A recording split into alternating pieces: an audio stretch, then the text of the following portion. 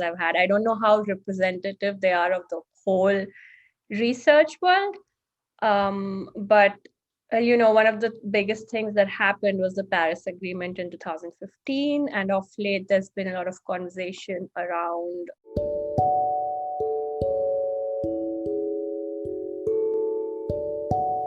Hello, my dear listeners. Welcome to Soul in the Game podcast. This is your host, Soumya. And in today's episode, we will talk about climate change with one of my very good friends who is also a researcher at Arizona State University doing research on climate change. We just not only talk about climate change, we also have one of the favorite topics, that is cats and mental health. Before we start, I would request you to subscribe if you have not subscribed to the show yet, so that the next episodes will directly come into your inbox. And like and share if you resonate with any of the conversations that we discuss. Stay tuned and thank you.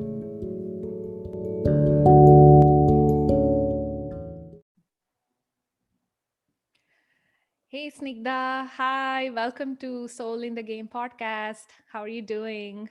Hi, thank you for having me, Soumya. I'm doing well. How are you? Good, good. I'm so excited to just talk all about climate change with you. I'm also so, excited. I'm glad yeah, we're doing this finally. yes. So for listeners, Snigdha is doing her PhD research on climate change topic at Arizona State University in Arizona, and that's where I met her. I known her for 5 years now, and we talk a lot about climate change, mental health, Mhm. and all the hot topics. But we've been talking about that even before it became super hot topic. So I'm excited to chat today, Snigdha. Same here. Yeah, I was Yeah, just thinking that when I first came to Arizona, you guys were like my first family there, you and Salome and Divya and Ramanuj. So those were our right. friends, like in the beginning, like our circle at the School of Sustainability, and it's been awesome. It's good. Yeah, that was nice days. Like I can't imagine we were all like hanging out and having fun being in the isolation now for pandemic for almost like a year now. So yeah, yeah. Yeah, sounds so unreal. Yeah. Let's see. What's climate change, Snigdha? It's a big question. We hear this a lot. What is it? What do you think it is? Oh my God, that's a big question because I feel like it's almost everything. At the heart of it, we all know, or most of us are taught now about, global warming and how the earth is heating up as we are sending more carbon emissions into the atmosphere. And we all understand the sort of basic, science behind it to an extent. But I think what most people don't think about as often is like how intricately it's tied to everything we do, because fossil fuels are part of everything we do, even talking on the internet, or when we travel, or like everyday purchases, when we get groceries. It's everything is tied to fossil fuels, and I think that's what at the heart of climate change is, this idea of our lifestyles and how they're tied to fossil fuels and how that's harming the atmosphere, harming us, harming everything that we know and love. So yeah, I think that's how I would describe it. um, Yeah, it sounds very kind of scary and negative and but that's what it is. It's not like we can't make it look nice or pretty or something. It's fact. It's happening, and it's uncontrollable, right? Because as you said, our life is so intertwined and it is part of us right now. We are part of it, and everything, including the computer I'm watching you in, and then the video camera I'm using. So it's not like I can just give up on it and then live my life in the woods. That wouldn't Mm-hmm. be sustainable either for everyone. Mm-hmm. um, so what's the academic work, latest academic work that's happening in the research world? Because we see, since I have been in the academic world, Mm-hmm. news or the mainstream media that I see mostly revolves around the same topic again and again. Mm-hmm. We don't hear much about carbon particles, ppm, or we don't hear about research details that goes into like what are the things that is happening right now, in terms of bringing positive change, right? Mm-hmm. We hear more of, okay, plastic pollution or water pollution, air pollution, like hot topics, and all like just clustered around one single area, and that's it. So what's happening in the research world on this? Yeah, well, I don't know if I can speak to the entire research world, but I can talk a little bit about what I have been working on and some of the interactions I've had. I don't know how representative they are of the whole research world, but one of the biggest things that happened was the Paris Agreement in 2015, and of late there's been a lot of conversation around well, how effective is it? Have countries really created ambitious goals? And there was a recent report that came out a few days ago which sort of said that if they haven't, like countries are not being ambitious enough, they're not meeting the goals that are needed to really scale back climate change. And one of the areas that has been sort of hot recently and I am interested in is this idea of capacity building. And it's about, well, given that there are differences in countries in the global north and the global south, so the global north being, US, Europe, Canada, all these big countries that are big emitters, but they also don't suffer as much of the impacts.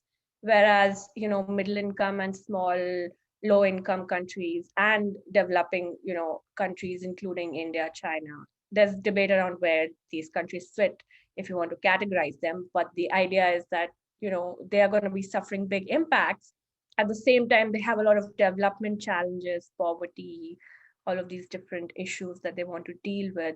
So there's this concept of capacity building or learning from each other. So how can countries collaborate or teach each other? What can they teach each other? A lot of the focus has been on technological know-how and transferring these very technical capacities. But I also think we need to talk about culture and lifestyles and how we live on a day-to-day basis. And I think it's not about only what the big countries can teach the smaller countries, but we have so many sustainable societies in the global south which are slowly being eroded, and they can also teach back to the bigger countries. So that's one area where debate and research is happening. It's not always from a critical lens. They're not always talking about, well, what can the South teach the North, or what can we think about differently. A lot of it is just very simple tech transfer and the technological aspects of this. um, and another big area of late has been geoengineering, which is about manipulating the environment in ways that you take away carbon or you prevent the sun's rays from entering the atmosphere too much. And that's a very controversial topic. It's actually gaining a little bit more traction lately because we haven't been able to reduce emissions to the extent that we wanted to. So now people are like, okay, what can we do to fix this quickly? And some of the ideas include carbon capture, so removing carbon from the atmosphere and storing it under the ground. Or one of the most radical ones, I think, is, I don't know what it's called, but the spraying of sulfur particles into the upper reaches of the atmosphere. So you block the sun's radiation from coming in. And that is like fraught with many different implications for countries that we don't even understand, for people around the world. So that's been a big topic. I think another big topic has been what you spoke about, right? This idea of the post normal science or science communication, and how much we have actually um, sort of muddied the conversation around climate change by keeping it so scientific and sort of creating a distinction between the scientific community and the general population. So when we talk about climate change in abstract terms, people can't relate to it. Even scientists have a hard time relating to climate change because it seems like it's coming into the future. There's so much uncertainty, there is so much unpredictability, and humans are you know, not geared towards really dealing with these complexities. We deal with like our daily lives. We are not able to think too far ahead. And when you add to that the abstract nature of science around climate change, and you're not talking about people and how they're really impacted in a day-to-day basis, then you kind of alienate people. So I think there's been a movement of bringing the humanities and social sciences into climate change more concretely.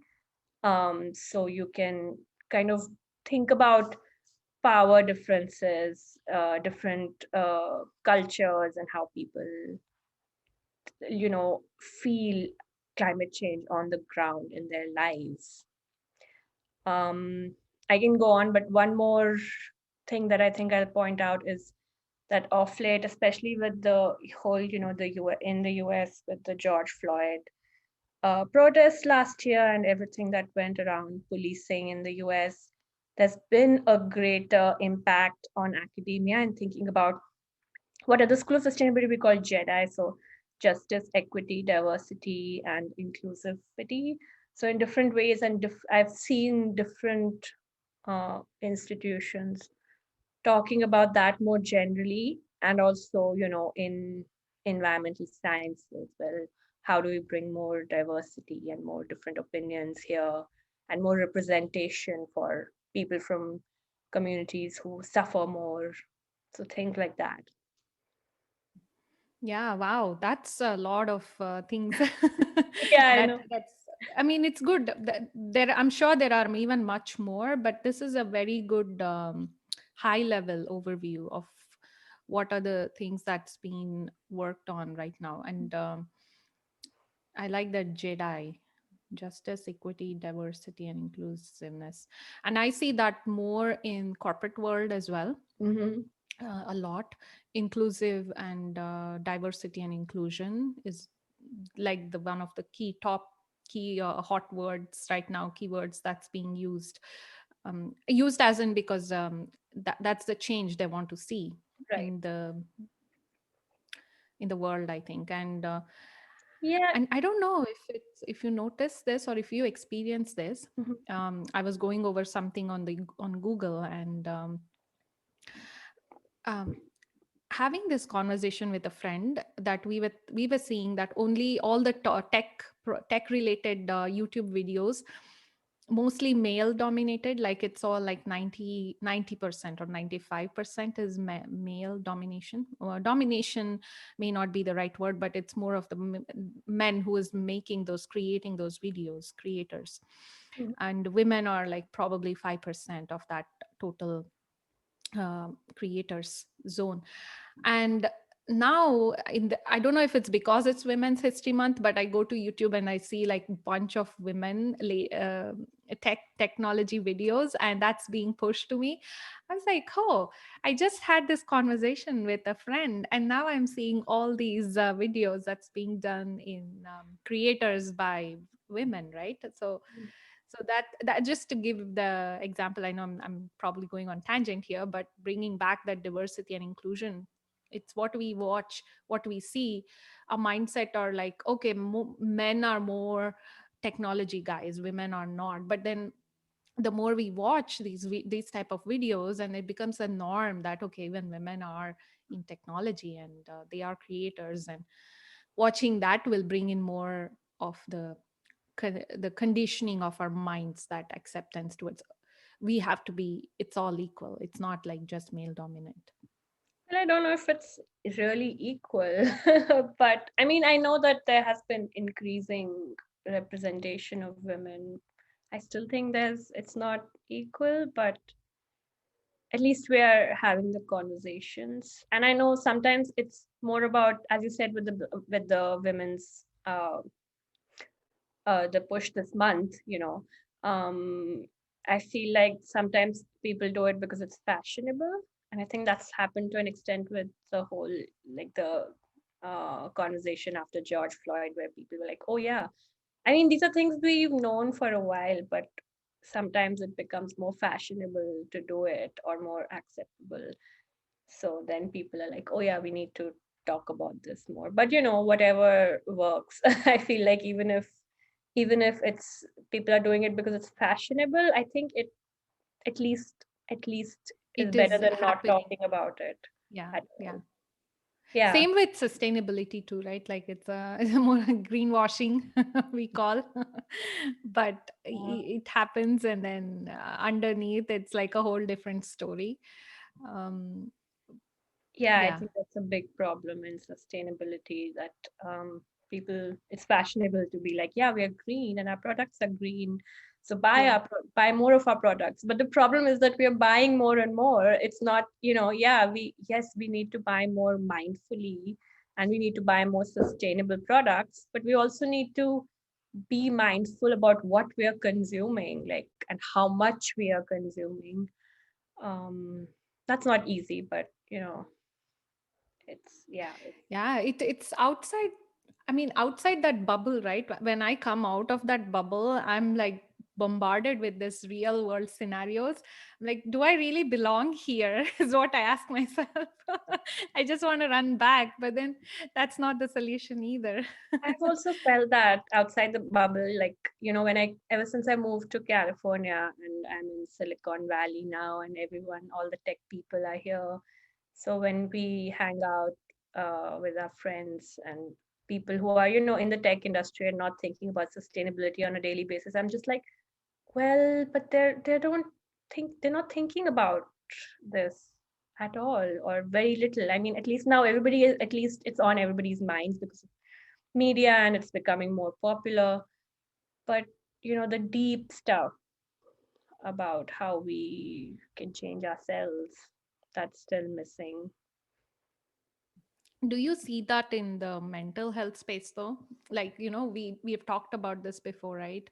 Um, we also talk when we have like this women's periods issues, or that how that impacts our moods and hormones, and Maybe we yeah, should do an episode on that as well sometime. yeah, 1 p.m. totally. PDT. I think that needs more attention, a lot more attention. But Yeah, yeah, that's totally, for another totally. day. Sorry, I interrupted you. No, no, no. That, I mean, I was just going to say that we talk about that mental health. We have talked about mental health things before, and climate anxiety, to actually to bring into specific to this topic, climate anxiety, how we are bombarded with all this information about how things are going out of control in our world, and as a scientist yourself, you feel responsible, right? To you're working, you're doing the research, but do you have that, do you feel that weight that okay, I don't have the control, but I mean you're studying, or is it more in terms of the perspective of understanding the topic rather than providing a solution to the topic? Hmm. Yeah, I don't know if I'm putting the question right. um No, I think that's a good question because, like, to an extent, the scientific community has focused on understanding the issue, but staying away from the politics and staying away from the action. That's also one of the areas that is changing now. Like, more and more scientists and scholars from the academic world are realizing that they need to step down from their thrones and look more into the real world and the application of their solutions and the real life, implications of all of this. Because when you're thinking about things in the abstract, it's different. But when you're actually doing things on ground, it's different, and you meet different challenges. And those challenges are also worth exploring, worth studying, and worth, learning from, and then passing on to other people. So I think that's an important component of it. And what I'm seeing, at least in with a lot of people I interact with, is that people are feeling, or tend to feel, that they have to always be doing or acting, because it's such a pressing issue and we're running out of time. So people want to keep working on it. But at the same time, I've listened to a few activists, and I think they're really good at, they know that you can't just keep fighting for a justice issue, because these are big and they take a lot of time and they take all of your energy. So they often talk also about this component of self care, or taking a step away from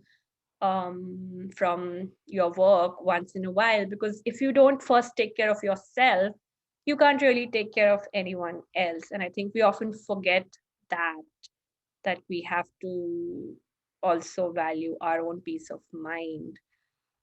And it's difficult with the issue like climate change, especially, if you feel very passionate and you feel like you have to act. So, but I think that's another conversation that's happening, kind of, and needs to happen more. Yeah, yeah, it has impact on like relationships, because not everybody is in the research area, and getting to know what's happening in terms of climate change, right? And when we are, at least when I was in the school and getting all this information, I had such a negative outlook about my world. And I mean, it was a good learning, because I had to like really step back. It's not in my control, that I cannot change Mhm, everything, and I can only do so much. And it having an impact on the relationships that I am around. mhm, So it's important to maintain that relationship, at the same time also my passion, right? It's mhm, balancing that out. And I think now I feel better, but mhm. yeah, I've been in that space. I feel like a lot of undergrads and even master students, especially who come into the School of Sustainability and probably other environmental colleges, they come like, thinking they can change the world, and they slowly realize that it's not that easy. You have to, it's not going to happen overnight, and it's not going to be just one person to do it. So quite often, I think that is like an initial struggle. So if people could, come in with this understanding that it's not an overnight job, that would be great. And the schools can also work on building those skills. And I think another aspect, we were having this conversation with some people recently in academia about the need in environmental schools to talk about this mental aspect of it, and the embodied and emotional responses to learning about environmental issues. And I think that schools don't do a good job of that. They can do much better, because we talk a lot about, like you said, like all these issues and how bad everything is, but we don't talk about how you will also have like a response in your body and your mind to all these things, and how you can deal with it. And maybe we need to talk more about some of the positive things. Or at least, because yeah, I don't know, I mean, things are bad, but we if we always keep focusing on the bad, then it's not going to get better. Yeah, that's a action plan, right? What are the actions that have been done, and positive stories, like, okay, people who are actually working and then getting things done, because we need both. We need the research, and we need also the action part, like who are actually doing things and getting moving the needle, like going forward in terms of making this positive change. So Yeah, yeah. I also struggle with that myself. Like, I think I also tend to get, caught up in the negative and then not think about, well, people are actually doing things, and there are a lot of people who are optimistic and, working on solutions. So if you have to keep going, you have to, at some point develop some sort of a optimistic outlook or some sort of a positive outlook. I think that's important. Yeah. Yeah.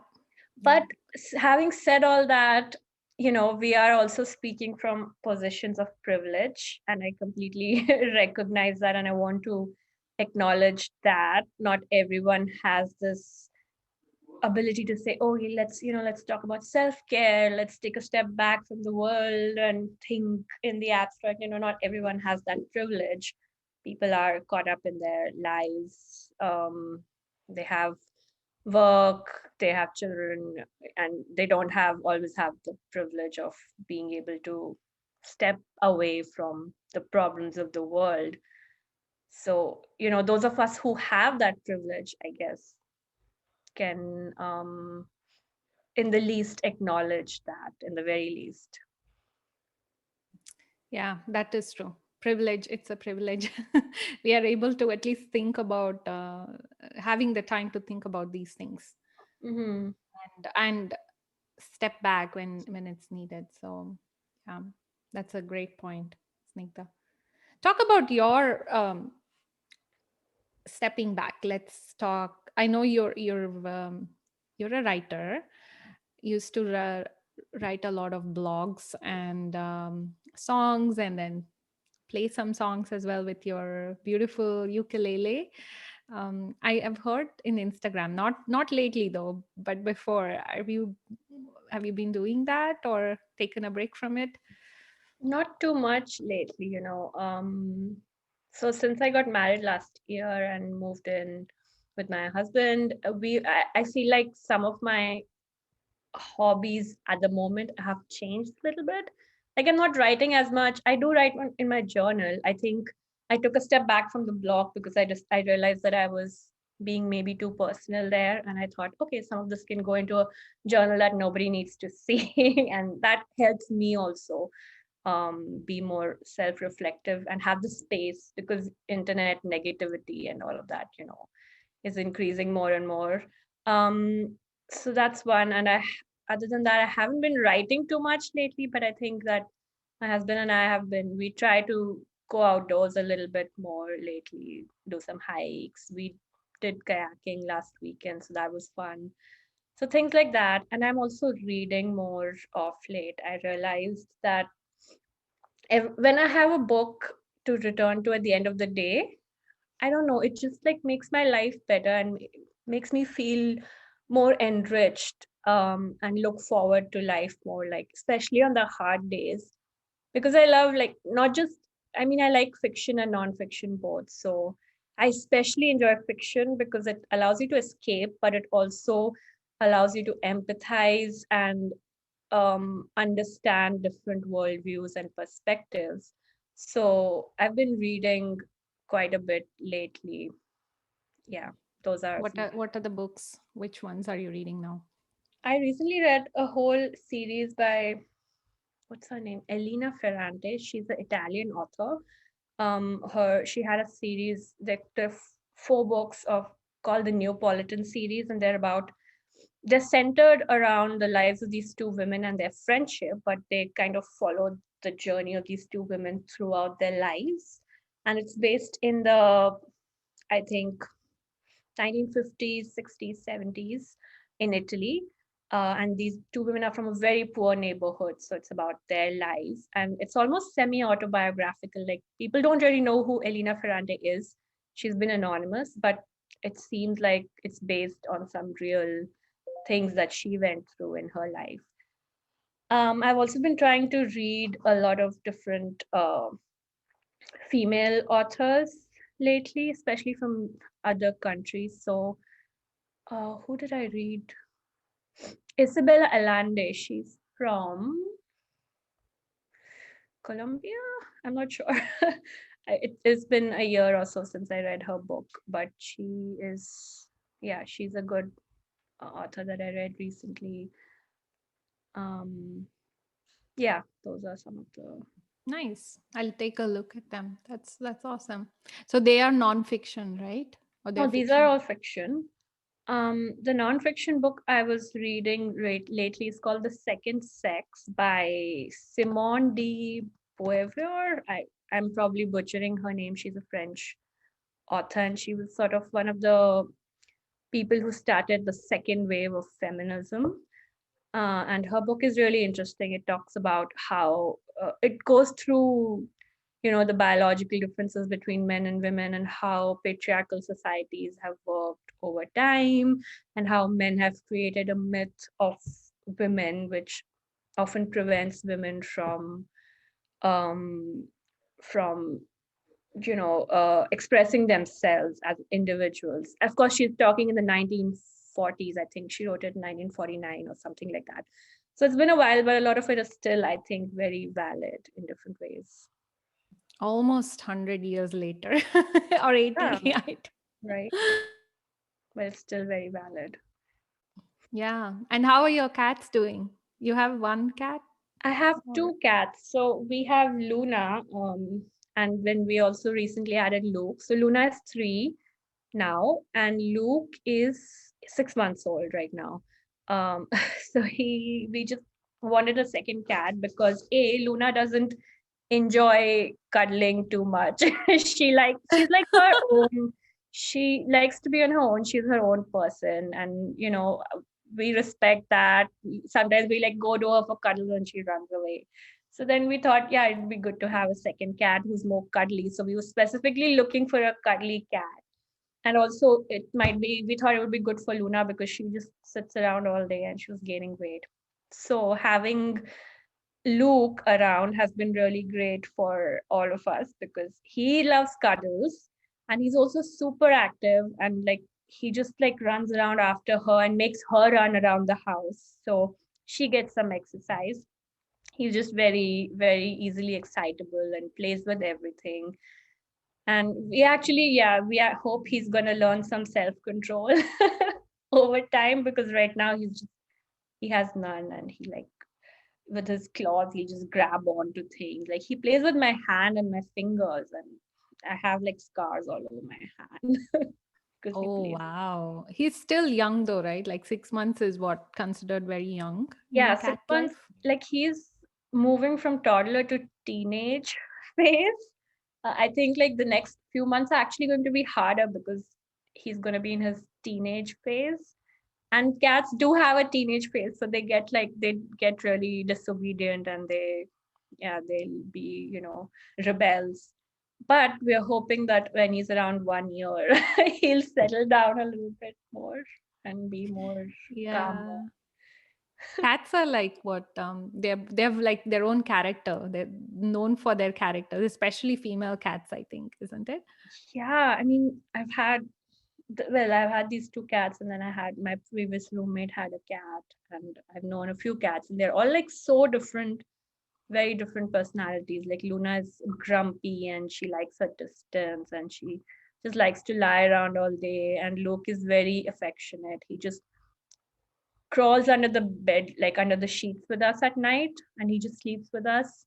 Um, but he's also very naughty. Yeah, they definitely have their personalities. Nice. That's awesome. Luna and Luke. Yeah, Nice. so Yeah. Luna is based on the Harry Potter character. And then my husband named Luke, based on Star Wars. Oh, so they Luke are like Skywalker. different, yeah, fictional book representation. Nice. Yes. Yeah.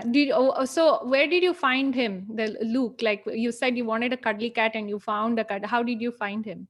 Yeah, so there are a number of shelters and rescue groups, and you can find them online. And the way that they work is that there are a few, usually they're volunteer run, and people foster cats in their homes and then put them up for adoption. So Luke actually has a very cute backstory. His foster parents found him in the engine of a Mini Cooper in November, where he was like 2 months old, and it must have been cold. So he crawled into the engine space and was like warming himself.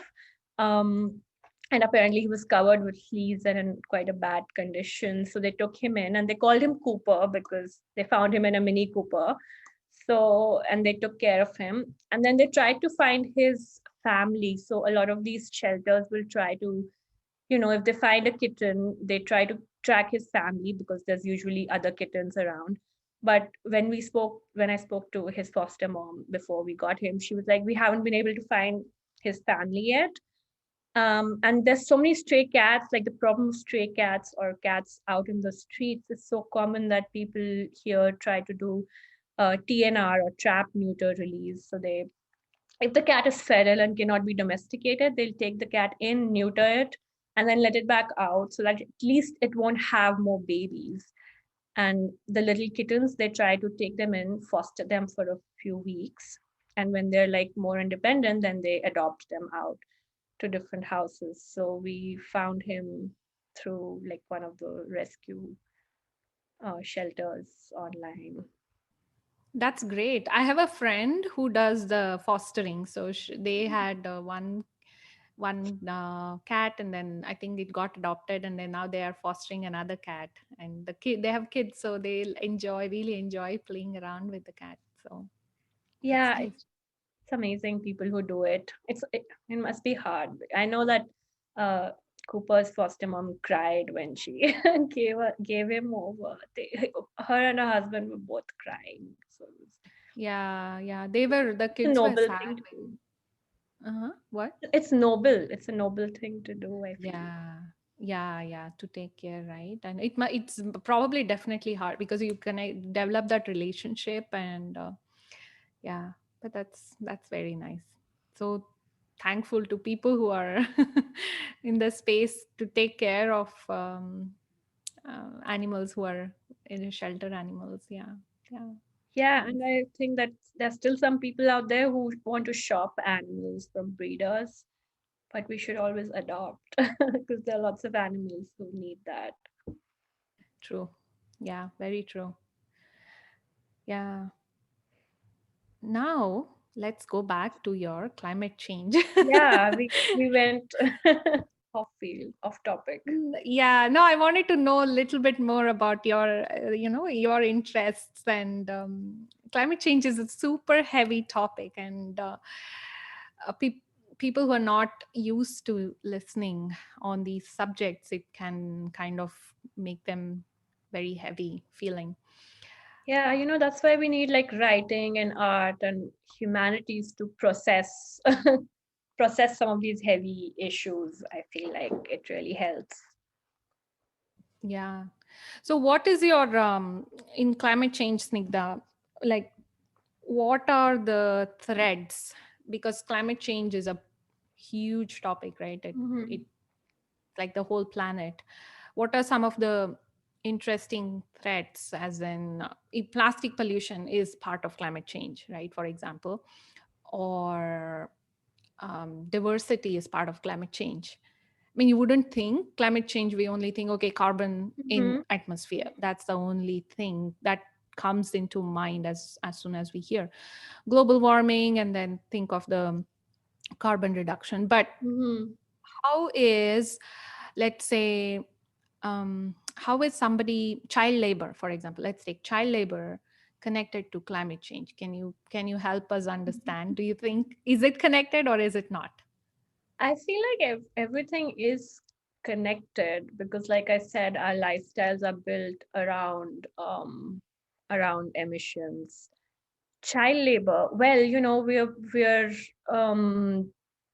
child labor in, let's say, the garment industry. Fast fashion is a big trend, and fast fashion is related to emissions and waste of clothing, and then consumption and production, and the life cycle of these garments. And that is an industry where labor is exploited, and some of that labor is children and women and other people who are from who need the work or who need jobs.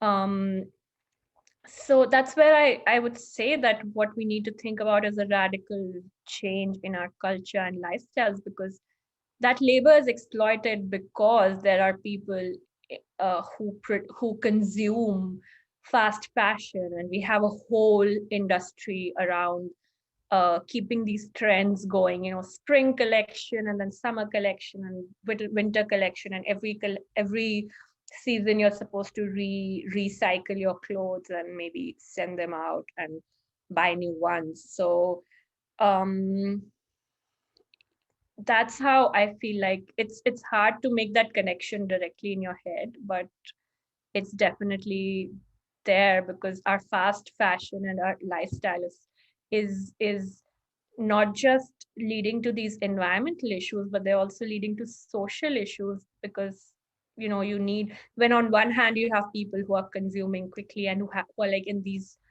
high consumption societies, on the other hand you have to have labor to support and keep that cycle going, keep the production, keep the consumption going. So uh that's how, I don't know if that answers your question about the links, No, but yeah, I mean, yeah, of course it does.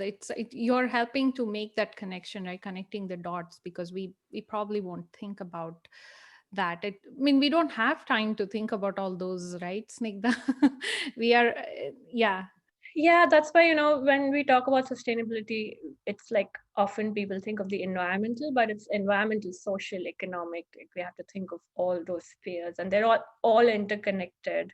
They're all related to each other. We can't like look at them in isolation. That's one of the other big things in academia recently, is the interdisciplinary nature of all these issues, because academia is generally built.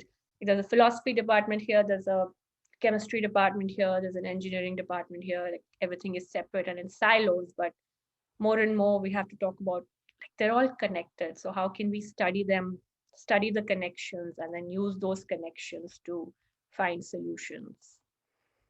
yeah, yeah. We are almost at the end of our conversation, but I want to ask you if our listeners, like, if they want to take up something to reduce climate change impact on their in their life, what Hmm. would what are the few things you recommend, action items for all of us? Hmm. Well, on the individual side, I would say mindful consumption, thinking more about what we're buying and why we're buying. And that's not easy. It's not going to happen overnight. It's going to be a struggle for everyone, and including me, even though I like study it in the abstract, and then I'm like, okay, what can I change about my own life? It's not easy. It took me for 3 years to become vegetarian. um that's another issue we didn't even touch on. Factory farming and the industrial implications of agriculture. So that's another area where people can be more mindful. And I think, yeah, slowly being mindful on the individual side, doing your research when you can, thinking about small changes you can make in your day to day life. But having said that, I think the real solutions need to be structural, and they need to come at a higher level. So, recognizing, first of all, if you're in a position of power or privilege, so if you're like, an executive at a big company, or you are in charge of a sales or marketing team somewhere, that's when you can think, well, what are we promoting? How is it going to have social and environmental impacts? Thinking not just about the economic bottom line, but also environmental and social bottom lines. Because, well, companies are realizing more and more now, I think, that it's not just about, we can no longer just think about the economy or think about our profit. Because if we don't think about climate change or other environmental and social issues, then over time we are not going to be sustainable as a company, because we are going to suffer the impacts of climate change no matter where we are or who we are. So that is a second area. And then the third thing that almost everyone can do is kind of find out what's going on locally and nationally, and how you can get behind political candidates who are more progressive and who are thinking about environmental and social concerns more, and how you can voting for them, maybe even calling your representatives if there's a specific issue that needs attention. I think that's something almost everyone can do. And then having conversations with people around you. um, they're not easy. Like, I've had some hard conversations and it gets emotional and you get angry and you're like, why can't you see my point of view? But I think over time it helps. And even like with some people, maybe you can't have that conversation if they're too stubborn, or you're just like, well, we can't, go beyond a point. But with most people, you can try to, at least see some middle ground, maybe shift their opinion a little bit, even if you get them thinking in a different way. I think that that's helpful. That's a start. So I think those are some things that almost everyone can do. I love that. I love the list. I wrote it down, Snigdha. Yeah. Yeah. I really like the second point you mentioned. If people who are in power positions have the ability to make the change, even it's structural change in the system they're working in. I think that's such a great point, that if the better leaders we are, the better mindful and conscious leaders we become. Hmm. The top down, it's faster, the change is faster in the top down structure. Of course bottom up is awesome as well, it's we are demanding as consumers, Yeah, we but that need both. But yeah. right, yeah, we need both, yeah, definitely. And but people in that power positions are the ones who have that ability to immediately change. And yeah, I love that point you mentioned. Yeah, and also, we need to find people who think alike. We're not just people we disagree with, but you need to draw strength from people who are on the same page as you, because, like, we talk about the bubble as a negative thing of late, but it's also good to recognize your bubble, and maybe sometimes you need to retreat to your bubble to, get your strength back and replenish your energy so that you can go back out there, and have these conversations. So that's also Yeah, something that's yeah. important. The I think the terminology that on this side, outside of the bubble, is used as communities. So the Mm, communities we are involved with, and I love that terminology. It's like I miss those communities, right? Having that conversation, because it gives you energy. It's like fills you up, and you can't just think, okay, I'm in the bubble, so I have to be like this. But it actually fills you up, and you can go out and do the changes that you've been thinking of doing. So yeah, definitely. Yeah, very important. yeah. Anything else? Last few things. Any thoughts or anything else you want to share, Snigdha? I think, yeah, one more thing that I would say is that the emotional reaction to all of this is a big issue for everyone.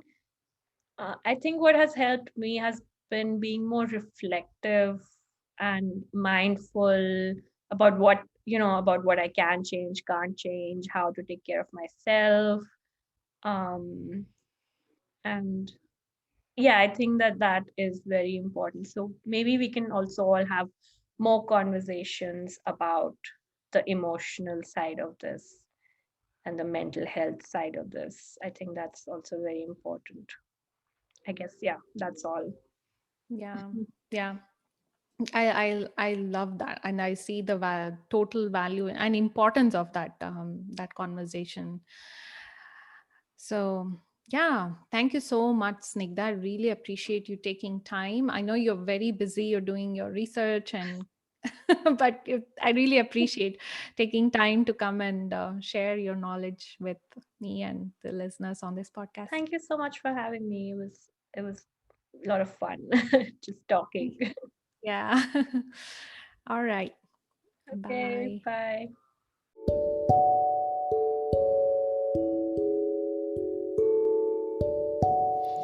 Hope you enjoyed this production from Soul in the Game podcast. If you have any feedback, please reach out to me on Anchor messages. You can leave voice message at Anchor about this podcast, or you can leave comments on YouTube, Facebook, or you know me on Instagram.